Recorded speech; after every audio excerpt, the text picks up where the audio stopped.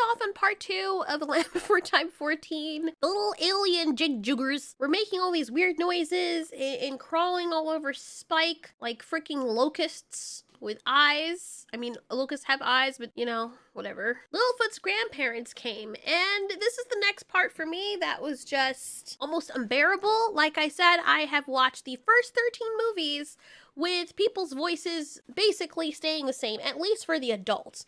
For the adults, we have their voices, basically they're always the same. In the first movie, Littlefoot's grandparents never talked because they never needed to. But then after, his grandparents, being the ones who raised him, have had a prominent part in his life. And Gourmet, on the left, his grandfather, I just call him that, always had the same voice, and so did his wife, Meegor.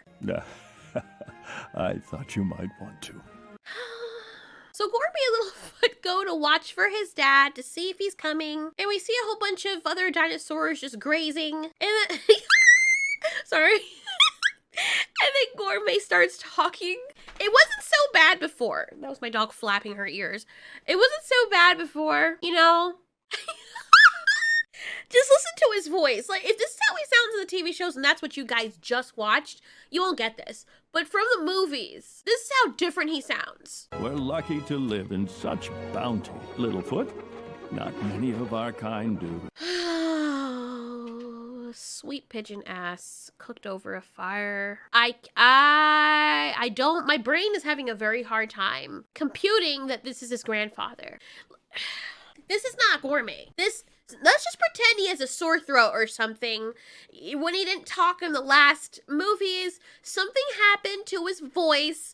He got his neck hurt. Maybe he was banging grandma and they were in a horrible position and his neck got cranked or it hit up on a rock or something. And he was like, oh no, you know, and then he got hurt and then they had to give him something, but his windpipe is now changed. It can't be reconstructed. So that's just the voice he has now. Littlefoot and his grandfather see his father's herd, but unfortunately, the dad is not at the forefront of the herd. He's supposed to be leading them in, and Littlefoot doesn't see him. Braun is always at the head of the herd. I'm sure there's nothing to worry about. The only thing we have to worry about, grandfather, is your vocalities. Oh my god. Why is it that there's always this character now? I don't know what it is since the last 2 movies, or maybe it's just the last one. They've now resorted to having these outlandish characters that act like Petrie. It's so annoying. Why can't they just be normal? Someone to pinch me, please. No, not you. No. Even Guido wasn't this bad. Mommy was gonna have an over-the-top person. And it's so dumb because look how it plays out. The whole thing just feels like a Tom and Jerry skit or something. It does not feel like it fits within The Land Before Time. We already had this character with Guido. If I didn't know any better, I would say this is Guido all grown up and having changed species. I'll pinch myself. Ow! Ouch! Why did I do that? Now it seems to be more about childish comedy that doesn't feel like comedy because it's not in the least bit funny. It's just freaking cringe, bro. And every time you have one of these weird characters, it's always Sarah's dad that's there to meet them so he can be a stark contrast. Like the bulldog in Tom and Jerry. This person is apparently called Wild Arms, and he claims that he's never figured out why people called him that. And he is such an annoying character, just immediately over the top, like he's trying to put on a play for kids of the age of 3 to 6. I mean, what didn't happen? The earth shook and spit liquid fire in the heat, like you've never seen before. But it's too upsetting to talk about. God. Maybe it's just me. When I was like 3, that was never even my type of humor. That kind of stuff didn't make me laugh. It was just like, okay. What is going on back here? He looks like he's supposed to say pizza time. Ew. Your face isn't on right, bro. So, Wild Arms tells Littlefoot that there was a big volcanic explosion in his Wild Arm Pirates of the Caribbean type way. And he said the long necks were hit the hardest, but their leader came and made sure that none of us were left behind, and then he got stuck back there. Littlefoot deduces that this leader of the long necks is his father. And he's like, we gotta help him. And this part's kind of hilarious because he asks his grandparents, Grandpa, we gotta go help him. First, he asked the guy if he'll take him back there. And the guy's like, you want me to go all the way back there? From where I just came from and escaped from death? No. Then he asked his grandparents. You know what I mean? Like, these guys have gone into the fray when Littlefoot was in danger of being eaten by sharp teeth. His grandfather took on 2 sharp teeth. I mean, his grandparents would do anything to save him. Yes, if they can help his father, the only last family he has left that's going to be responsible for taking care of him after they're long gone because they're much older. That's my dad. He needs our help. He's right, Littlefoot. We can't do it. Ew, why? Oh my god. No. Mario, what have they done to your voice? Even me talking as Sarah's dad in my female way of talking like a male sounds better than this guy that sounds like you just swallowed 3 boxes of cigarettes. You'll go, won't you?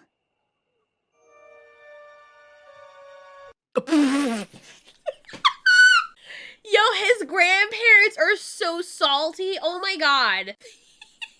Why does Gourmet's eyes look like that? What is this, Ash Wednesday? Why is his eye, why do you look like that? That's not how you're supposed to look, bro. Stop! So his grandparents give him the cold shoulder. I like how she looks at him. I like how Migor is like, what should we tell him, Gourmet? I don't know, bitch. Why are you looking at me for? It's messed up. You realize Littlefoot's gonna be all on his own. You know, like, it just occurred to me that her nose looks like, it looks like a smiley face. Poor Littlefoot. I can imagine how he feels, and you know what this adventure's gonna be about now. Saving his father. I'm sorry, Littlefoot. It's too dangerous now. Oh my god. Says the guy who launched himself pell-mell into a sharp tooth to save Littlefoot. You don't want to do that for Braun? Really? Damn. I mean, I don't blame them. I get it. Like, if it's something that somebody that you don't have a bond with, it's kind of hard to go and risk your life for that person, especially when you're old. When Littlefoot's in trouble, I mean, that to them, Littlefoot's their kid. They watched him grow up from birth. So I can understand where they're coming from, but it's still kind of messed up. Here's the thing I don't understand, right? All the herds, like, he saved the herds and whatnot. And Wild Arms mentioned feathered sharp teeth, so we're getting more feathered people. And you know what's weird? The inconsistency in these movies is just appalling to me because Wild Arms is like, I don't know why people call me Wild Arms. And maybe it's because of his claws, because I guess he's based on the what's it called again?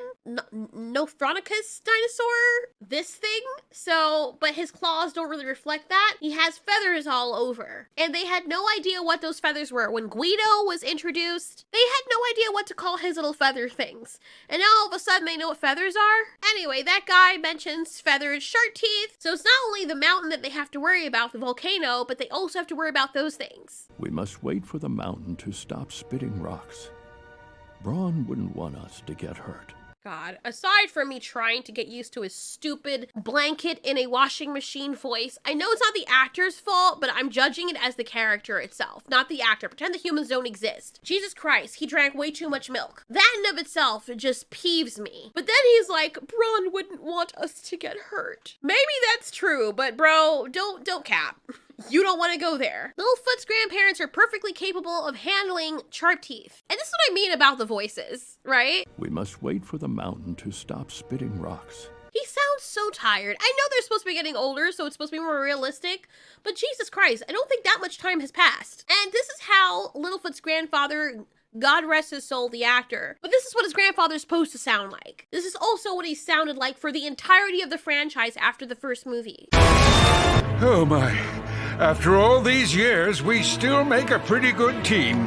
Yes, we do. Also, check out how badass his grandfather was, yo. When Littlefoot was in... No, this is not just it. Littlefoot was in trouble, yes, but Braun was in trouble. And Gourmet went down head first, and the way he handled that sharp tooth. He'd run into fire before to save Littlefoot and to save Sarah and the others. When it came to the herd or people who were direct contacts with them, which Braun is supposed to be because they knew Braun before Littlefoot was even alive, they were willing to put themselves in danger to help them. Yes, Grandpa! See? That is Gourmet that we're talking about. Braun wouldn't want us to get hurt. Grandpa, can't you stop them? I have to go after them. Yes. Littlefoot, you See? Gourmet, without Littlefoot even saying anything, was like, no. When it comes to, this was Sarah and her father. The father, who was kind of like racist against the others, he still was willing to go and literally go into the fire to help them. Over here!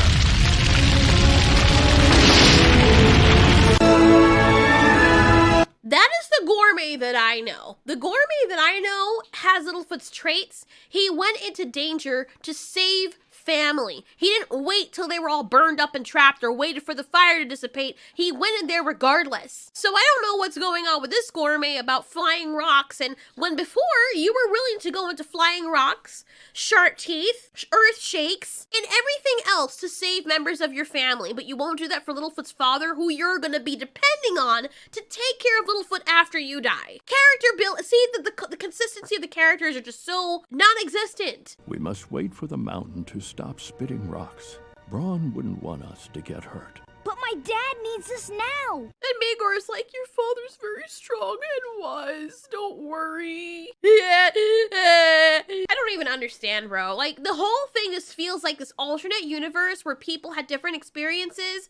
I don't feel like this is Littlefoot. I feel like this is, I mean, it is Littlefoot, but I feel like it's a completely different universe than the other movies that we've watched. So once again, Littlefoot's gonna have to go on his own, and knowing how Littlefoot and his friends are, and every time you guys have been indecisive about something and decide not to do something, you know that when you're not watching the kids, they always go off and do it on their own. And knowing how Littlefoot's feeling, you really think he's gonna stay? Part of them probably knows Littlefoot's gonna go off on his own. I'm going to the fire mountain. I'm going to help him.